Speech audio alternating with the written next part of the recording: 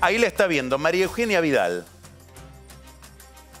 Está en 20 temas, 40 temas, 100 temas, como cualquiera que gobierne la provincia de Buenos Aires. Pero a lo largo de la biografía de Vidal hay como una especie de obsesión, saco lo de especie, hay una obsesión, que es el tema de la política social, el tema de la asistencia social, de la promoción social, de la situación de los que están en una situación más desamparada. Eso para mí es interesantísimo, porque ahora se expresa una fuerza política distinta del peronismo que ha presumido de tener el monopolio de esa política durante 70 años, durante toda su historia. Esta es una puerta de entrada a un tema del que creo, como decía hace un minuto, no sé si nos termina de caer la ficha, que somos un país con muchos pobres y que vamos a ser durante mucho tiempo un país con muchos pobres y con situaciones cada vez más complicadas en regiones complicadas como el conurbano. Es como si en el documento lleváramos la foto de los años 30 o del año 20, que es como si yo llevara en mi documento una foto con pelo. De esto quiero que hablemos con María Eugenia Vidal, que a lo mejor es el tema de todos los días, pero no es el tema de todos los días sobre el cual vos te manifestás, porque estás requerida por muchos otros temas. Así Bienvenida. es, buenas noches. Gracias, Carlos. Me gustaría que nos cuentes un poco cuál es la situación social de la provincia, porque además va a ser el tema de debate electoral. Bueno, sin duda la provincia de Buenos Aires es la que tiene más pobres en toda la Argentina. Ahí es una manera de arrancar con el tema, ¿no? Y la mayoría de ellos está en el conurbano. Y esto no es de hoy o de ayer, es desde hace muchos años, pero lo que suceda hace tanto tiempo no quiere decir que por eso deje de doler o nos volvamos indiferentes. Y como vos decías, toda mi carrera ha estado cruzada por esto. Para mí, gobernar o ser ciudadano implica tener un compromiso con el otro. Y el otro es siempre el que en peor situación está. Así que lo social ha sido una prioridad en mi gobierno. ¿Desde dónde está la plata? Yo tenía un ministro en la ciudad de Mauricio que decía, donde está la plata están las prioridades. Y si uno mira el presupuesto de la provincia del año pasado y de este, va a ver que la plata está en las partidas sociales. Así que desde donde está el presupuesto, con todas las limitaciones que tiene la provincia, hasta donde estoy yo y mis funcionarios. Porque yo todas las semanas recorro algún lugar muy pobre de la provincia y no, muchas veces sin cámaras, ¿no? Porque creo que es la mejor manera de entender lo que pasa, ¿no? Recorrer, embarrarse, estar ahí, escuchar, ver si el Estado llega o no llega, si llegó bien y de la mejor manera. Sí, es una prioridad. Vamos a ponerle unos números a esto. En el conurbano hay más o menos 12 millones de personas. 40% de esos 12 millones son pobres. Así es. Muchos de ellos son chicos, creo que la mitad son chicos. Las familias pobres tienen más hijos, así que la pobreza es mucho mayor en los chicos. El problema de esto es, y que lo que viene pasando en la Argentina y en la provincia, cada vez que la economía mejora, hay una parte de los que son pobres que se recuperan, que en general son los que se volvieron pobres en la última crisis, en la crisis anterior, porque son los que tienen más contactos y herramientas para conseguir trabajo, para volver a no ser pobres. Pero hay un núcleo duro de pobreza en la Argentina desde hace décadas, donde los padres les transfieren la pobreza a los hijos como una herencia que se transmite de generación en generación. Sobre ese núcleo duro de pobreza de la Argentina y de la provincia no alcanzan las mejoras económicas. Ahí no hay derrame, ahí no hay posibilidad de que se salga, si no es con un Estado muy presente y te diría casi con una presencia poniéndole mucho el cuerpo. No es solamente servicios, que el hospital funcione, que la escuela funcione, es que el Estado llegue a ese lugar, a esa manzana, a esa cuadra de la que a lo mejor muchas familias no salieron nunca. A ver, vamos a poner un término de comparación. Vos estuviste al frente de la acción social en la ciudad de Buenos Aires durante el primer mandato de Mauricio Macri y estuviste vinculada al tema en el segundo mandato también. Es más, todo el equipo, vamos a explicar un poquito, todo el equipo del PRO reporta un poco a vos en materia de política social, digamos. Carolina Stanley es una especie de continuidad tuya en la ciudad y después en la Nación, etcétera. Si tuvieras que comparar tu experiencia sobre las situaciones de pobreza, de marginalidad en la capital federal y lo que te encontraste en la provincia, ¿Qué aprendiste de nuevo? ¿Qué te impactó de nuevo? ¿Qué preguntas te plantea esa situación nueva? Lo primero es que las villas de la Ciudad de Buenos Aires tienen presencia del Estado. Tienen un centro de salud, tienen una escuela, tienen un cura villero comprometido, tienen comedores desarrollados a lo largo de mucho tiempo. Yo conocí mujeres de comedores que arrancaron en la hiperinflación. Tienen una red social muy consolidada y los porteños, aún en los lugares más pobres de la ciudad, son muy conscientes de sus derechos y los reclaman y no se dan por vencidos y no se resignan. Vos decís que el pobre porteño sigue siendo porteño, en su estilo. Es muy consciente de sus derechos y los reclama abiertamente a cualquier político que gobierne. No se resigna. No, no se resigna. Cuando yo empecé a caminar la provincia, había mucha desesperanza, mucha resignación. Había barrios donde había gente que ya creía que nunca más iba a haber algo mejor, que nunca iba a llegar el asfalto, que nunca iba a llegar la cloaca, que nunca iba a llegar el agua potable, porque había habido mucho tiempo de promesa no cumplida. Tanto es así que yo hoy, cuando voy a un barrio muy pobre en la provincia de Buenos Aires, yo no prometo. Yo voy sobre lo hecho o voy a escuchar. Ver, vos vas a un barrio. Sí. ¿Qué te encontrás? Cuando me encuentro desde situaciones críticas sociales hasta todo lo que está pendiente de urbanización, que ya empezamos en muchos lugares del conurbano y del interior de la provincia con el gobierno nacional, voy mucho con la ministra Carolina Stanley y la ministra de Desarrollo Social, o voy a escuchar si es que todavía no hay suficiente avance, y si me comprometo con cosas que seguro voy a cumplir, o voy con el avance ya hecho. ¿Por qué? Porque ya no hay más espacio para promesas en esos barrios. La gente necesita ver en lo concreto lo que uno avanza. Y aunque sea chiquito, cualquier compromiso que tomo, me preocupo de que se cumpla hasta el final. ¿La gente pide lo correcto? Sí, claro que sí. A ver. La gente pide seguridad, porque los más pobres son los más expuestos a la inseguridad, porque no tienen alarma, porque no tienen seguridad privada, porque no tienen reja, porque sus hijos no solo están expuestos al consumo de Paco, están expuestos a que los conviertan en soldaditos. ¿Qué es soldadito? Y el soldadito es la mano de obra del narco para la venta minorista o para cuidar cuando ingresa la policía y avisar o para vender a otros chicos. El soldadito es un chico de entre 14 o incluso menos, 10, 11 años en adelante, que no va a la escuela, que no tiene proyecto de futuro y que es mano de obra utilizada por el narcotráfico. El narcotráfico cambió para siempre la pobreza en el conurbano y en otros lugares del país, porque cambió las reglas de juego, porque primero empezó afectando el consumo de los chicos y ahora les afecta la vida. Entonces las madres saben qué pedir. Piden que no negociemos con la policía cuando es cómplice, piden que la policía entre y haga su trabajo de verdad y no haga un como sí, ya sea la policía de la provincia, la gendarmería o la fuerza a la que le toque estar. Piden que haya cloacas y agua potable, piden saneamiento, piden que nos ocupemos de las situaciones más críticas y además esas familias son solidarias. Entonces, si tienen un vecino que necesita una silla de ruedas o que tiene una persona discapacitada en la familia o que tiene una enfermedad, piden primero por ese. Y yo voy a escuchar y a hacer, a estar y a hacer, que ha sido un poco el eje de nuestro gobierno. ¿Qué capacidad, el Estado que encontraste, el Estado?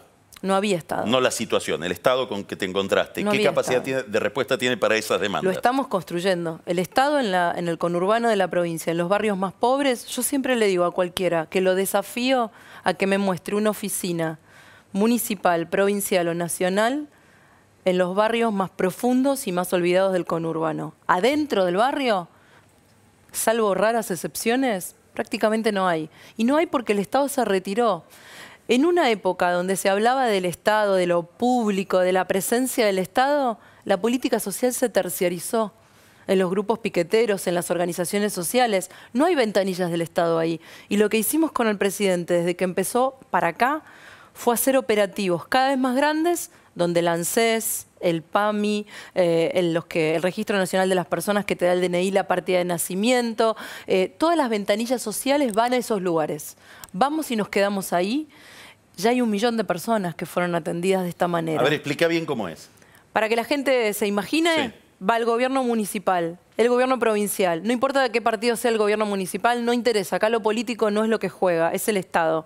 Municipal, provincial y nacional, con todas nuestras ventanillas sociales. Vamos a una plaza o un espacio público vacío en el barrio más pobre y nos instalamos ahí una semana.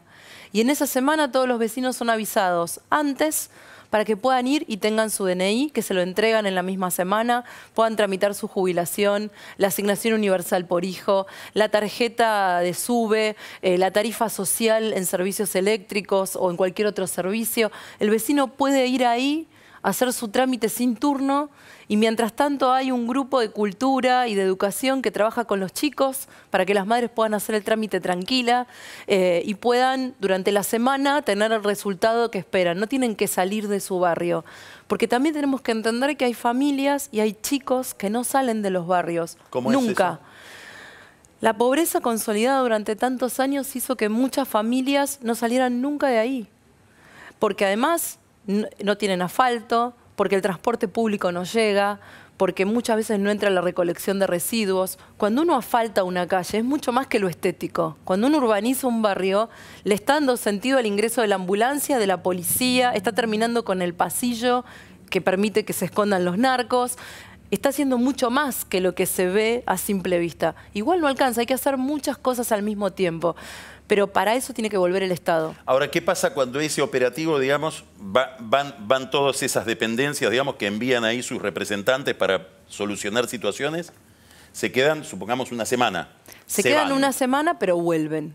En todos los lugares. Nosotros hoy estamos haciendo operativos en 13 lugares al mismo tiempo cada día. Por día. Así que por día en el conurbano, o sea que estamos yendo a muchísimos lugares y volvemos, ya estamos dando la vuelta y volviendo a lugares en donde ya estuvimos, trabajando muy bien, quiero decir, con la mayoría de los intendentes de todos los espacios políticos, porque esto le da respuesta a la gente, pero para mí, más allá de los trámites, la respuesta, los beneficios, es un símbolo que vean al Estado, no al puntero, no a la organización social, no al intermediario, al Estado directo, sin intermediarios. Tienen que ir y son atendidos. Tienen móviles sanitarios, pediatría, vacunación, un montón de otros servicios. Pero lo más importante es el mensaje de acá llegamos. Y en algunos barrios, muy de a poco, como en el caso de Puerta de Hierro de La Matanza, ya se instaló el ANSES de manera permanente. Empezamos ahora en una segunda etapa que es de a poco instalar oficinas del Estado en esos lugares que vayan y se queden. Adentro. Adentro. Y además sumamos... Vamos a contar que hay lugares donde es difícil ir. Por supuesto, donde se requiere seguridad. ¿Qué hace la persona esa que trabaja en el ANSES y le dicen tenés que meterte en el corazón de Puerta de Hierro? Bueno, hoy está la gendarmería ahí y hay seguridad y por supuesto le damos la seguridad para que pueda trabajar todo lo necesario, pero cuando empieza a entrar el Estado, la oficina social, la seguridad, empiezan a entrar los asistentes, los trabajadores sociales, empieza a ir la gobernadora, el ministro, el funcionario y estamos ahí. Se empiezan a vencer varias barreras. También muchos líderes sociales. Hoy cada vez hay más curas villeros en las villas de la provincia. Eso también es algo bueno que está pasando y es independiente de nosotros. Está pasando y funciona. Eso vos ya lo veías en la ciudad. En la ciudad, el Papa en su momento creó la Vicaría Villera y le dio un gran empuje al trabajo que hacían los curas villeros en la ciudad, ¿Y esto de que es se muy expandan valioso. a la provincia tiene que ver con que Bergoglio es Papa o son fenómenos independientes?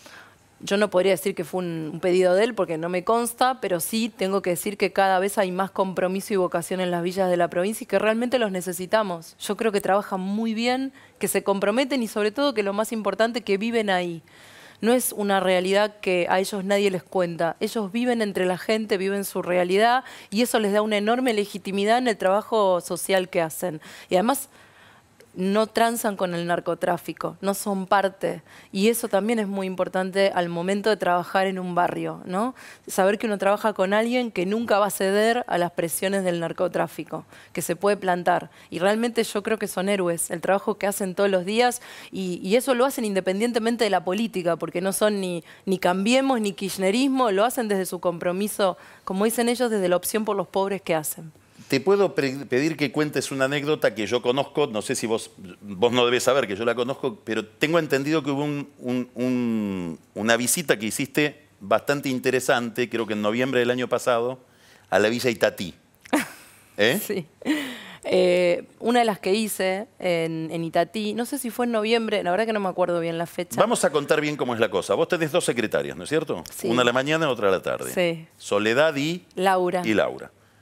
Entonces, tengo entendido que vos les preguntás, bueno, a ver si tengo algún momento libre, y a veces te vas a una villa Sí. con Laura, preferentemente, Laura sola. es trabajadora social.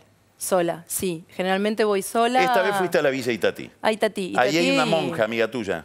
Sí, no sé si le va a gustar que diga, no sé si es amiga, la pero parte que vos no quieras contar, lo voy una contando gran yo. líder social, Sí. sí, que está a cargo de una cooperativa de cartoneros. En Que es la Villa famosa Itatí. cooperativa de cartoneros de Itatí. Y yo fui a ver su trabajo, como voy a veces a ver el trabajo de tantos líderes que me gusta y o que alguien me refiere, porque también a medida que uno se va metiendo, ¿no? Uno te va llevando al otro y vas conociendo. Y ¿Vos bueno, fuiste ahí sin periodismo? No. En general cuando voy sin cámaras. Y me gusta ir así, me gusta ir con poca gente, porque es la mejor manera de escuchar, de trabajar con tiempo, Bueno, la última recorrida que estuve en un barrio así fue de 2 horas. O sea, me meto y camino y creo que es la mejor manera. En este caso en Itatí fui y bueno, y un grupo de vecinos me dijo que había un lugar donde se estaba vendiendo droga. Entonces, era unas Madres. cuadras, sí, un grupo de madres. Y entonces les dije, muéstrenme dónde, y me metí. Y vi que estaban vendiendo. Entonces, después de ahí, cuando me fui a la comisaría de Bernal. Que es Hay una parte que quiero contar que es porque la que depende. tal vez vos no te acordás y yo sí. O tal vez no quiera dar tantos detalles. Que pasó un patrullero en ese momento. Sí, pasó un patrullero. Porque delante se enteraron, tuyo y te vio claro, ahí sí. discutiendo con los tranzas. Sí, me vieron en una situación y bueno, de ahí me fui a la comisaría, ¿no? Entonces dije, si yo tengo que venir acá y verlo vi una vez, como ustedes no lo... Y pasó un patrullero delante mío, como ustedes no lo ven todos los días, hice la denuncia. Esa denuncia se convirtió en una causa. Esa causa todavía sigue hoy abierta. Hubo muchos allanamientos. Todavía no terminamos con el narcotráfico en Itatí.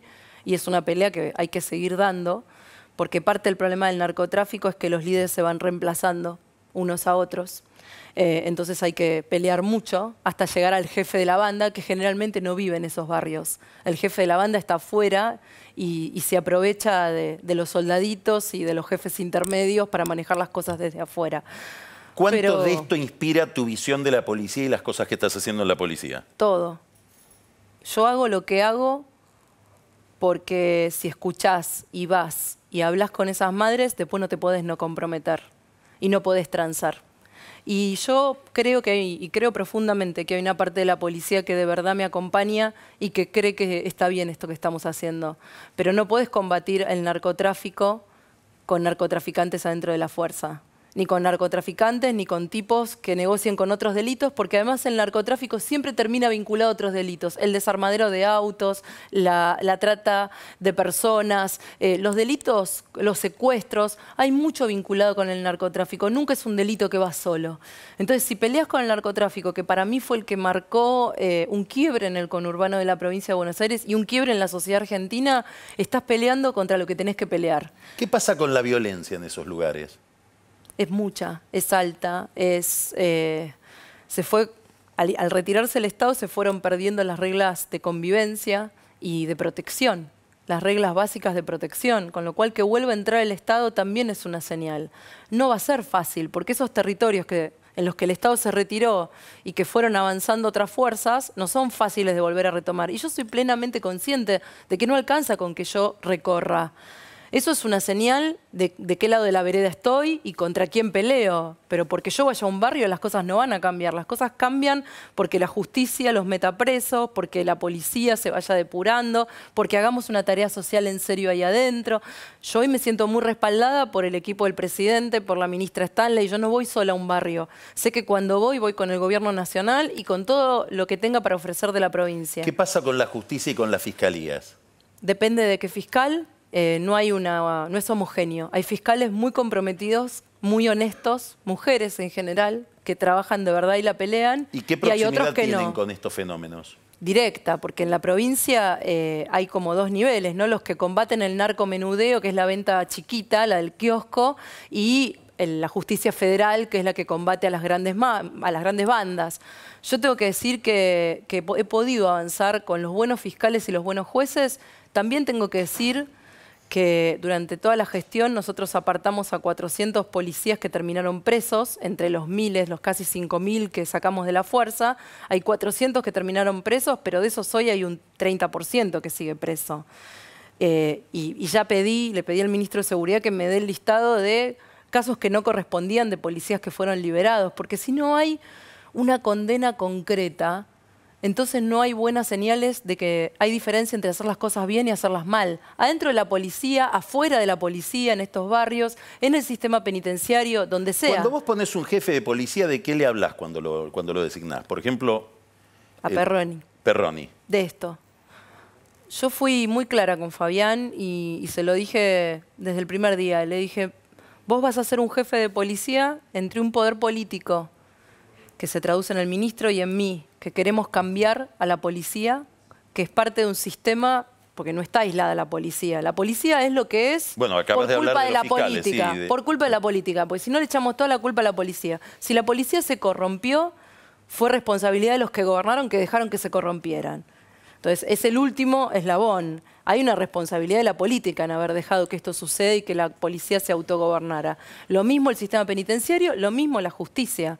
Los jueces los nombra la política y en la provincia de Buenos Aires los nombró quienes gobernaron durante 25 años. Lo que nos pasa hoy no es que viene de un plato volador, sucedió durante décadas. Eso que vivimos hoy es el resultado de una manera de gobernar y de un sistema que funcionó en la provincia de Buenos Aires, que convivió o que fue cómplice con las mafias. Esto es así. Nosotros lo estamos enfrentando, asumiendo todos los costos que esto implica y sin poder decirle a la gente que mañana vamos a ganar la pelea, porque no la vamos a ganar mañana, nos va a llevar tiempo.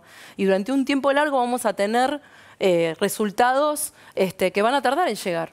Yo no le voy a mentir a la gente, no le voy a decir que esto es mágico, pero esto es el resultado y lo que le dije a Fabián Perroni fue, vos estás entre un poder político que quiere cambiar y una policía de 90.000 hombres que se convirtió en un sistema que facilita la corrupción.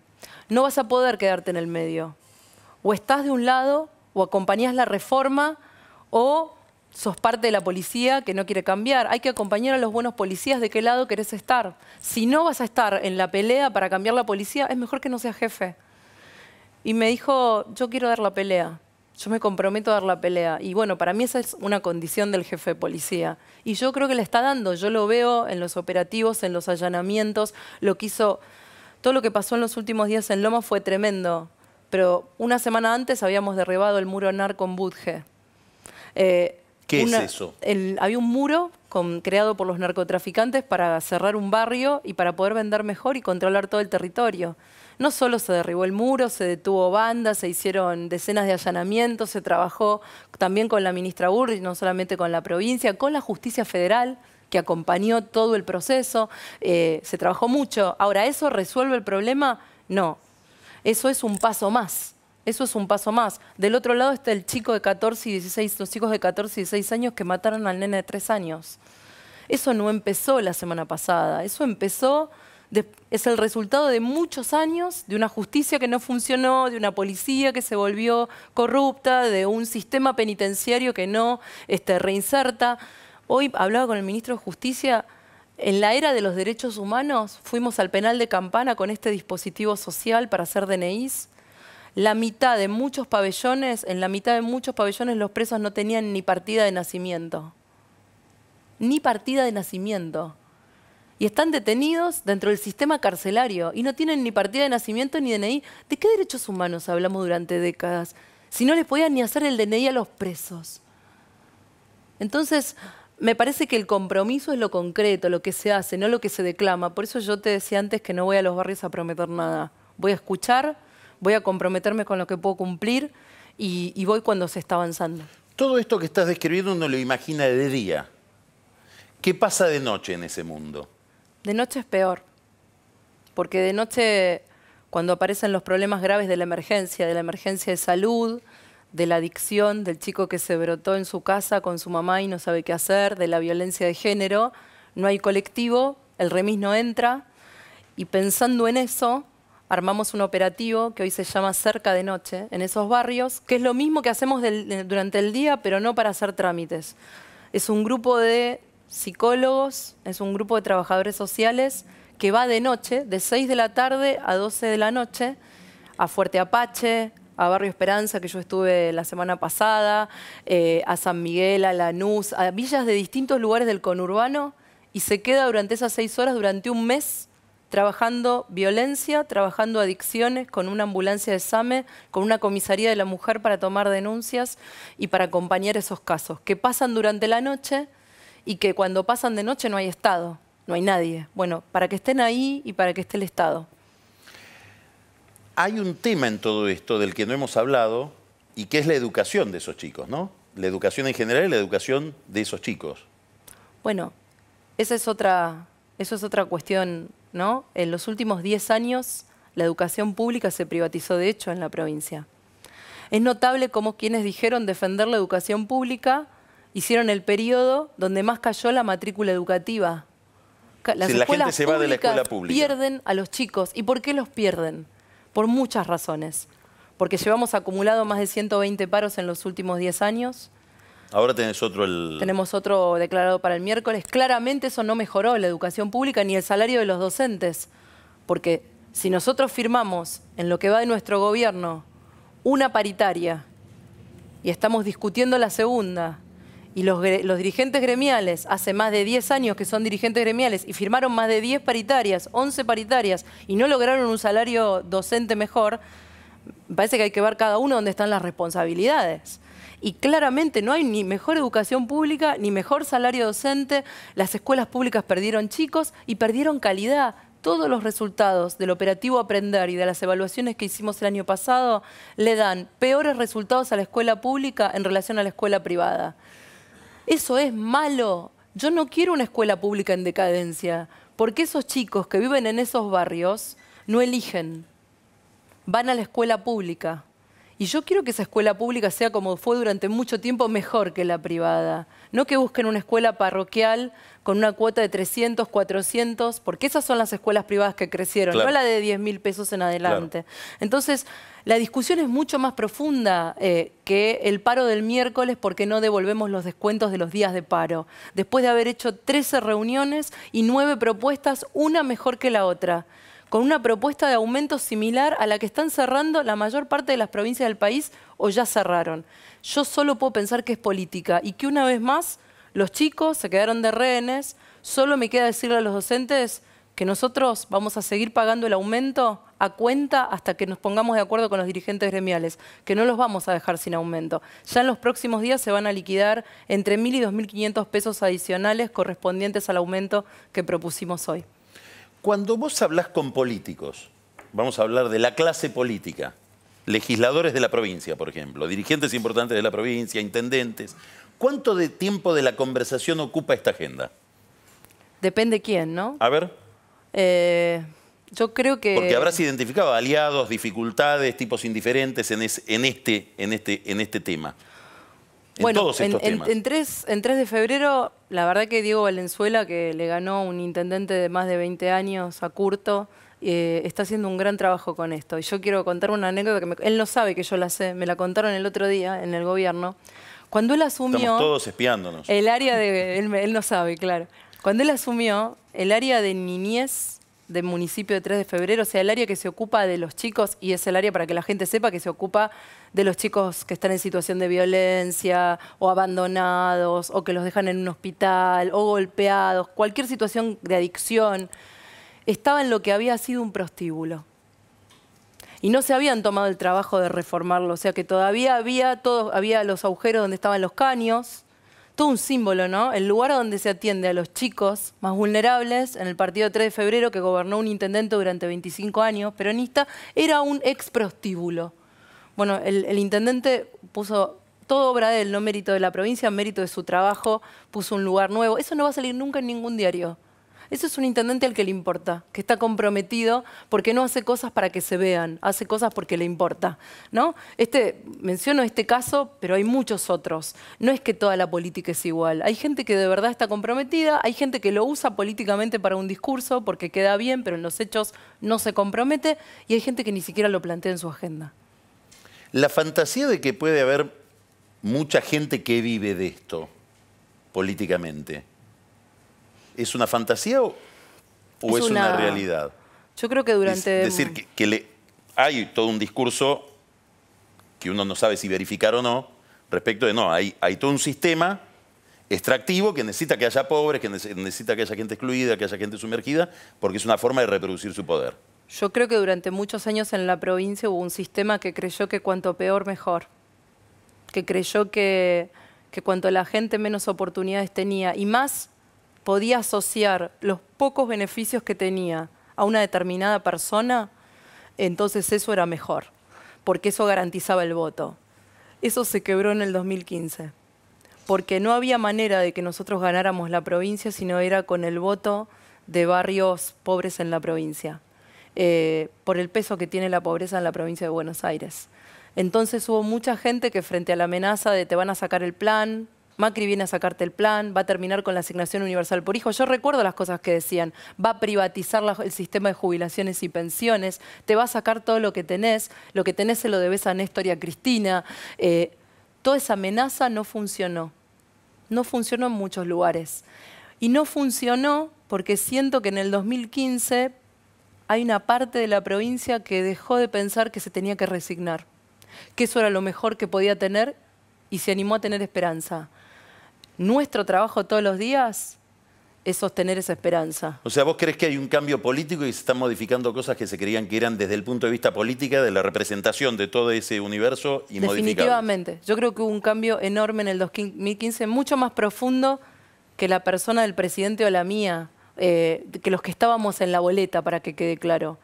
Yo creo que la gente se animó a pensar que podía estar mejor, a que eso no era lo mejor que le podía tocar, a que podía recuperar su dignidad, a que no le tenía que deber nada a nadie, como tampoco me lo tiene que deber a mí ni al presidente. Yo siempre digo, yo no quiero que nadie diga yo le debo esto a María Eugenia Vidal o a Mauricio Macri. La gente que vive en esos barrios tiene derechos. Y nosotros tenemos obligaciones y responsabilidades. No le estamos haciendo un favor a nadie. Yo no le hago un favor a nadie cuando aumento el valor de la ración de los comedores escolares en un 130%, porque era una vergüenza lo que se pagaba. No quiero que ninguna maestra me lo agradezca. Es mi responsabilidad. Como es mi responsabilidad que en esos barrios entre el Estado. Pero no es gracias a María Eugenia, o gracias a Mauricio, o gracias a Gabriela, o gracias a Lilita. No. Antes era así. Eso creo que cambió y eso nos obliga a los políticos a ser mejores. Nos obliga a aspirar a más, a hacer más y a demostrar más en buena hora. Por suerte que llegó eso a la provincia. María Eugenia Vidal, el tema de su preocupación, el tema de tu vida, ¿se podría decir? El tema de mi vida son mis hijos. Acá tengo mi hija que me acompaña hoy, pero sin duda de las cosas que no me dejan dormir. Muchas gracias, María Eugenia. Gracias a ustedes. Seguimos con Odisea.